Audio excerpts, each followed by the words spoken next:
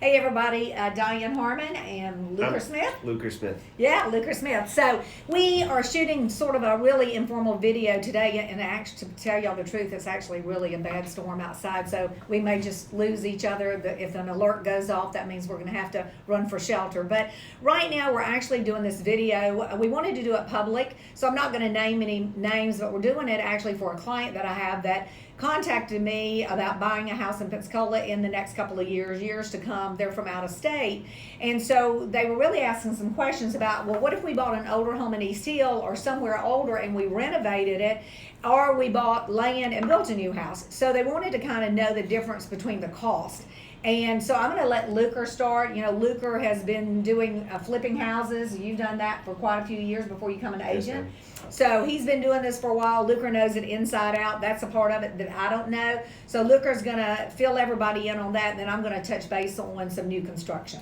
So I know specifically these clients reached out about a property in East Hill that was extremely priced under market value, and what thought to be very appealing because there was a great area to make some instant equity in this property, especially with the right renovations, that they had a lot of interest in this property. That if the house was renovated, it could have been worth $400,000 to $500,000, and it's currently listed at $220,000.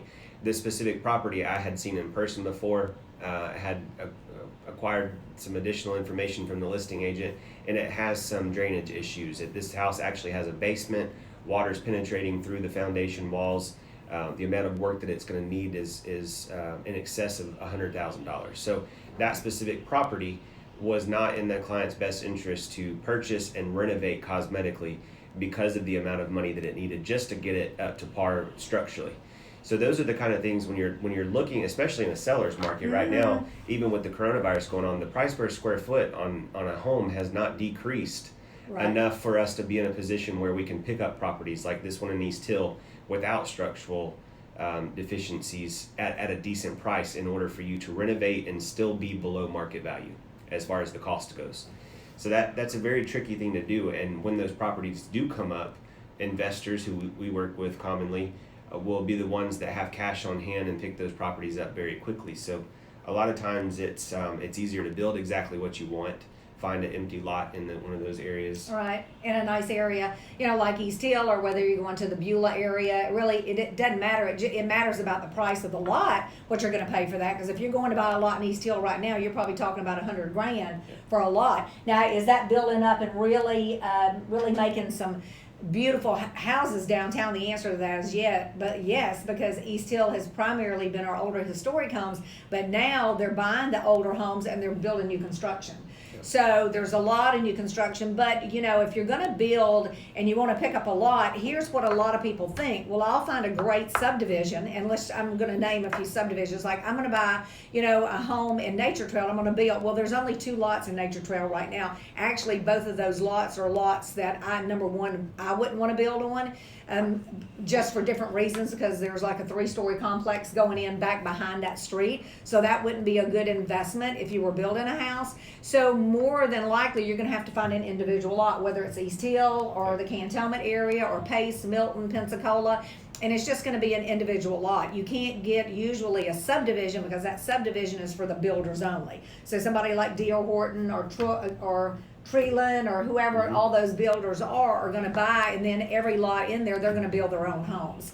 So you just have to kind of be selective in where you find that home at. Now, talk about, Luker, about if you're renovating a home, because there's a difference if you're buying a home, let's just say, and that particular home happened to be off grade, had a basement, it was off grade. But what about a renovation on a slab home? Because you've done several slab homes. Yes. And talk about the kind of renovations that you did. That home in East Hill was a very rare circumstance. Right. Number one, I think there's a total of 6 basements in the Pensacola area. That just happened to be one of them. So that's not a problem you typically run into. But buying an older home, the majority of the homes outside of East Hill, whether it be in Beulah or Cantonment, the central Pensacola, Pace, Milton area, those are things that are mainly anything that's going to be 30 or 40 years old is going to be replumbed, repiped, rewired.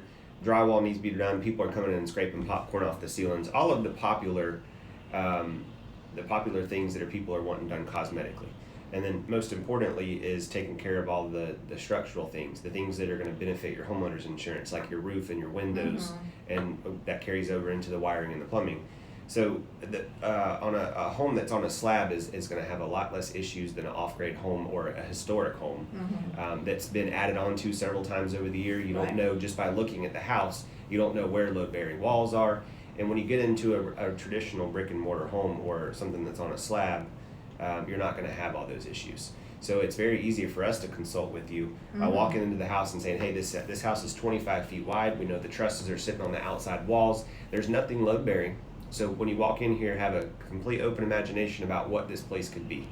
And so that really cuts down on the cost of the renovations itself. Right. Yeah, and those renovations are actually going to be depending on what you as the particular individual want to do. Because you got to remember, most of the time you're going to change the roof. Roofs are run, Luke, anywhere from $7,000 to $12,000 depending on the size of the house.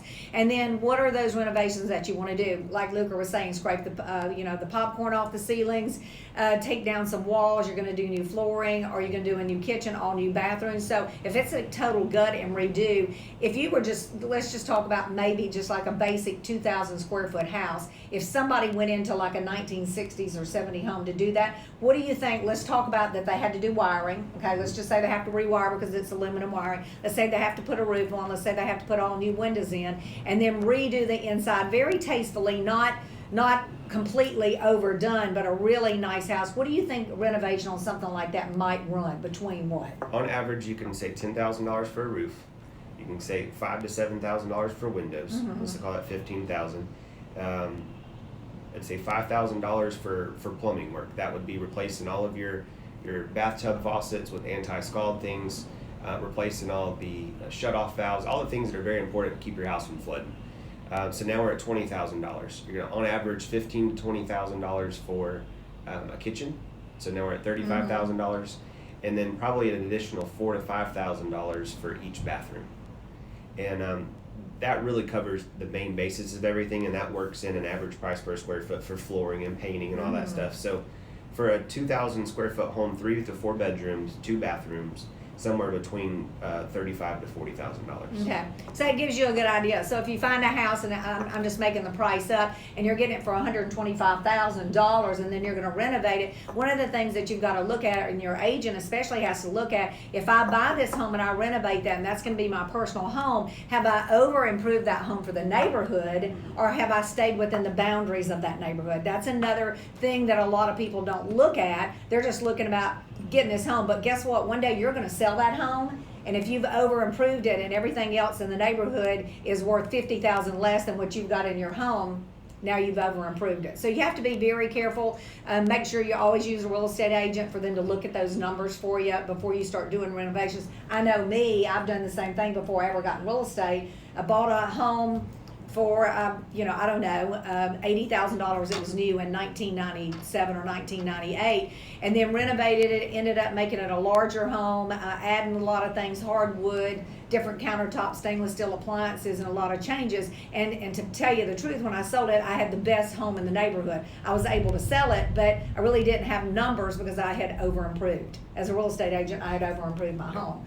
So you just have to be careful about stuff like that, and you have to make sure that you're really talking to somebody that knows what they're talking about, rather than, because I believe this one particular home that we're talking about, without naming names or anything or where it's at, I actually think that investor bought that, got into more trouble than they thought they had money for, and then decided, I need to bail out and sell it, because this isn't what I need to do. And I've seen that happen on renovations in the North Hill area as well. An investor gets in it, and then they start tearing down walls, and then once they start tearing out walls to open it up, guess what? It's eaten up with termites. Exactly. And things that you can't see. You can't see that. A termite inspector can only inspect and see what he can see. He can't see inside the wall. So there's just a lot that goes into that. And so now if we go back to the new construction part, we want to talk about new construction. So this particular client asked, well, what if I bought a lot, and then what if I bought that lot, and what if I built my home? So I looked at lots in 32526 and 32533, and if we're looking for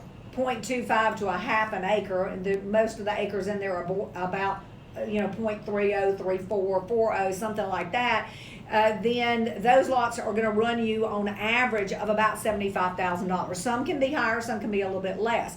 So if you're looking at building a 2,500 square foot home, and Luke and I talked about probably the price of new construction, if you were to hire a builder to build it, is probably going to be somewhere between 140 and 160 a square foot, Yes, depending on what for a custom home, depending on what you put in it. Now we all know that if you want every single bell whistle that goes with it, and then some, it's going to be 160 or even higher than that. But you can build a really nice home with a custom home builder, probably between 140 to 160. So if you're building a 2,500 square foot home using that 140 on the low end, and then add 75 for your lot, you're looking at about 425.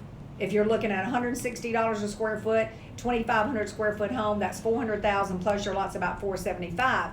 Now what I did is I pulled up the new listings in 325, 26, and 33. And most of those, if you averaged all of them, some are higher and some are lower, you're looking at an average between about 107 to maybe 130 square foot. Now these are already built and you're getting a lot with them. And it's a wide range in price per square foot, but when you narrow it down and look at the different subdivisions and what they offer, some of these even smaller communities are starting to. D.R. Horton, for instance, they're a nationwide builder. They build nothing but spec houses, and they're starting to put community pools in there. They're starting to put gates at the front of the communities and still offer an affordable home from between $107 and $120 a square foot. So that's where why there is such a wide range of price per square foot for new construction is because the development itself offers so much. So many amenities in there. So many different things. And so that just kind of gives you a broad idea, because people ask me, am I going to get a house at a better price if I buy an existing home that's built like a new construction, or if I build one? You're always going to get a better price using a semi-custom builder is what you're going to get. But now if you're that person that wants that special construction and you want something unique just to fit you and your family and everything, then we've got plenty of custom builders here that can do that, and they can do that on a very moderate scale or a very high-end scale, just depending on what you want to put in them. And it doesn't cost you anything to sit down with any of these builders and give them your plans and say, here's what I like, or or maybe you open a magazine and say, this is one of the Southern home plans that I like. Can you tell me how to price it out? And they're going to ask you the questions like, what kind of flooring do you want? What kind of countertops do you want? Do you want quartz? Do you want granite?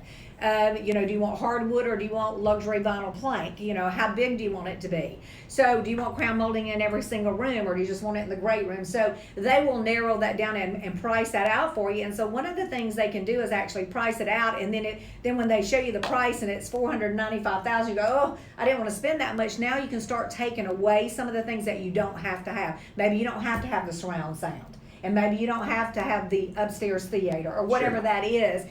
Then you can start taking it down to the things that you have to have. Things that can be easily upgraded after you build the home.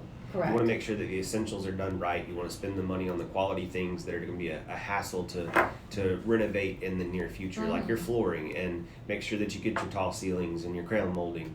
But if you want to do a special tile backsplash in the kitchen or upgrade your appliances to something professional grade, all that can be easily done down the road, and it will keep your building costs down. And of course, this is another video for another day, but the buying process, if you're using a mortgage between these two different scenarios, is drastically different. One is the builder, the spec builder, which would be someone like D.R. Horton or Paragon Homes or Avant Price, whatever it might be. They are carrying the cost of that. You are buying it at the time that you move in. You close on it, you move in, you now have a mortgage. The other scenario with the new construction, you're going to have a construction loan to a permanent loan. There's a two-phase process.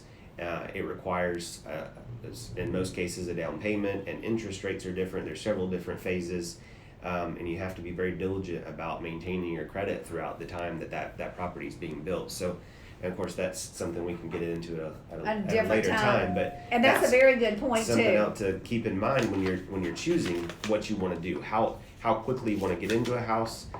Do you have the means, or are you willing to wait on financing with a construction perm loan?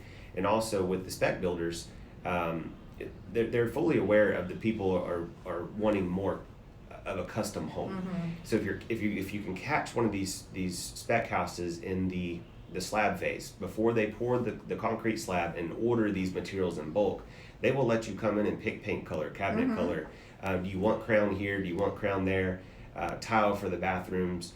They have a great selection of materials to choose from. So if you have 4 or 5 months to wait for them to build it from the slab up, then they will let you pick those things, and then you're not having to do something like a construction perm and put a greater down payment down and so on and so forth. And I think one of the things, excuse me, that I thought of when Luca was talking about that you can always add some things later. I know when I bought a spec home, it was a semi-custom home several years ago. I hated carpet, but it wasn't feasible for me to get them to change it out then, because a lot of people say, well, I want to go ahead and add hardwood. Now, a lot of those builders will have you pay a down payment that they'll hold, and you won't get that back if you don't close for any reason. But it's like Luca said, you can get that done cheaper outside after you close. So I left the carpet in the rooms that I didn't like, and after about 3 years, then I changed it to hardwood.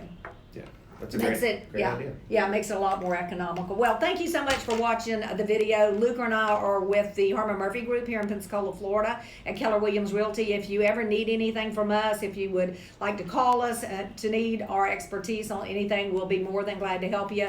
You can reach me directly at 850-232-5854. And Luca, your number? 850-512-5946. Thank you so much. Have a great day. Y'all be safe. Thank you.